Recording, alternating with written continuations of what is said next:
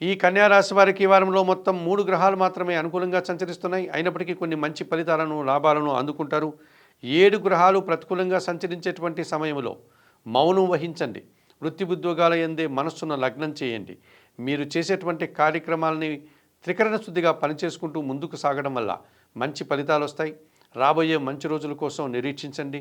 భగవంతుని మీద భారం వేసి ముందుకు వెళ్ళండి. చతుర్థములో బుధ సంచారం వల్ల కుటుంబపరమైనటువంటి సంతోషకర వాతావరణం ఉంటుంది. వృత్తి ఉద్యోగ వ్యాపారాల్లో మంచి అభివృద్ధిని సాధిస్తారు, ఆదాయాన్ని అందుకుంటారు. షష్టంలో రాహు సంచారం వల్ల ధైర్యంగా చేసే కార్యక్రమాలు బాగుంటాయి. విదేశీ వ్యవహారాలు అనుకూలంగా ఉన్నాయి. నూతన కార్యక్రమాలు కూడా సానుకూలంగా ముందుకు సాగుతాయి.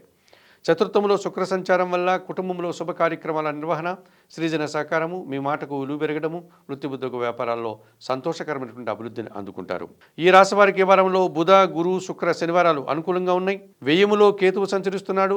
ఒక రకమైన అశాంతి, నిరాశ మిమ్మల్ని వెంటాడుతుంది. ద్వితీయములో చంద్ర సంచారం వల్ల మీ మాటల వల్ల అపార్థాలు, అశాంతిని కలిగించే సంఘటనలు, అపార్థాలు కలిగించే సంఘటనలు కూడా అవకాశం ఉంది. దానాలు ఇచ్చేటువంటి క్రమంలో సోమవారం రోజు బియ్యం కానీ, పాలు కానీ పేదవారికి దానం చేయండి. స్తోత్రపారాయణ విషయంలో లలితా సహస్రనామ స్తోత్రం ప్రతినిత్యం చదువుకోండి.